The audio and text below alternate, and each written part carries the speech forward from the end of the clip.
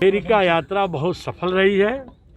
माननीय मोदी जी ने अमेरिका के यात्रा से, क्वाड के अपने संबोधन से, संयुक्त राष्ट्र के अपने संबोधन से भारत सहित दुनिया को एक भारत के मजबूत देश के रूप में एक संदेश दिया है और आतंकवाद की गतिविधियों पर सीधा कड़ा प्रहार किया है और बगल के देश की विस्तारवादी नीतियों के खिलाफ भी एक कड़ा संदेश गया है।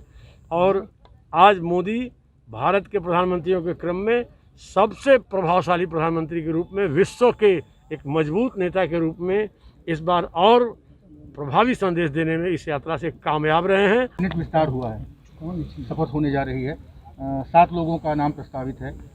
चुनाव के ऐन पहले किस तरह का संदेश देना चाहती है भारतीय जनता पार्टी और योगी सरकार? देखिए, मंत्रिमंडल विस्तार मुख्यमंत्री जी का विशेषाधिकार है। बहुत अच्छे ढंग से उनकी अगुवाई में उत्तर प्रदेश सरकार लोकहित के काम, लोक कल्याण के काम, कानून व्यवस्था की बेहतरी के काम उत्तर प्रदेश में कर रही है। ये उस काम को और बेहतर करने के लिए ये उनका विशेषाधिकार है। वो जिसको जोड़ेंगे, जो भी मंत्री हैं उनको, और जो मंत्री नए जुड़ेंगे सभी को हमारी तरफ से भी शुभकामनाएं, हमारे सभी माननीय विधायकगण की तरफ से भी शुभकामनाएं, बधाइयाँ हैं और हमारे जिला की तरफ से भी है। जो भी इसमें आएंगे सब लोग प्रदेश की जनता है। जितिन प्रसाद आए हैं, यहाँ पे क्या बनना है, कितनी लागत है और इससे कितना बड़ा लाभ होने जा रहा है चंदौली को और सीमावर्ती बिहार के जिले को?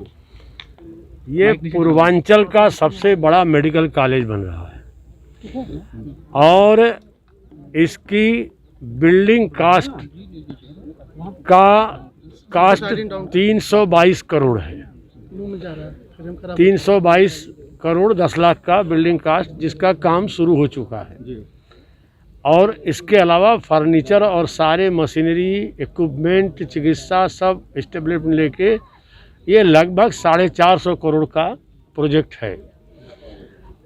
तो बिल्डिंग कंस्ट्रक्शन के बाद उसकी जानकारी फिर एक्चुअल लगभग 125-150 करोड़ और कास्ट जो आएगी वो आपको जानकारी आप समाचार जगत के माध्यम से समाज को दी जाएगी।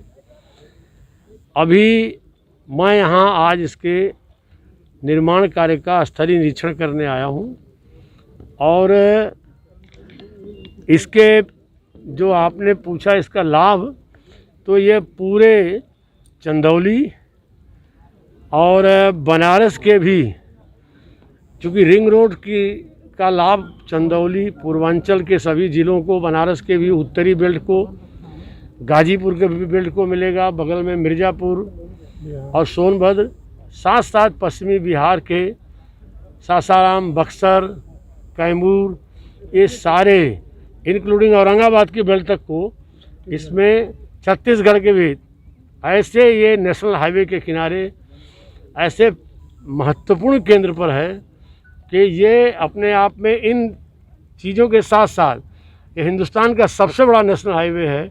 इस नेशनल हाईवे से आने जाने वालों को भी इससे लाभ मिलेगा।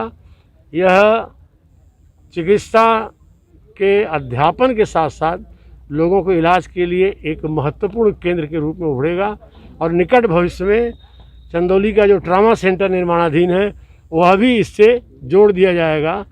तो इस इलाके की चिकित्सा सुविधाएं, अभी तो उसका BHU से टाई अप चलने की बातें चल रही हैं, लेकिन निकट भविष्य में इससे जुड़ने के बाद ये इसकी स्ट्रेंथ और बढ़ेगी। ये इतना महत्वपूर्ण भारत सरकार और राज्य सरकार के संयुक्त प्रयास से ये काम हो रहा है, जिसके लिए माननीय नरेंद्र मोदी जी को और माननीय योगी आदित्यनाथ जी को कोटि कोटि धन्यवाद है। हम सब यहाँ निरीक्षण करने के आपके माध्यम से बताना चाहेंगे, क्योंकि ये कार्य लंबे समय से स्वीकृत था और इसमें